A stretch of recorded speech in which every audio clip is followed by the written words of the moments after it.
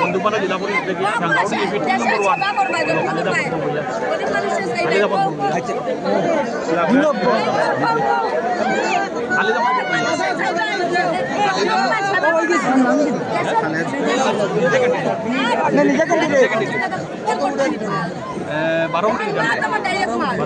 উন্নয়ন লইয়া আসাতে আপনি কি করতে উন্নয়ন তো গরিব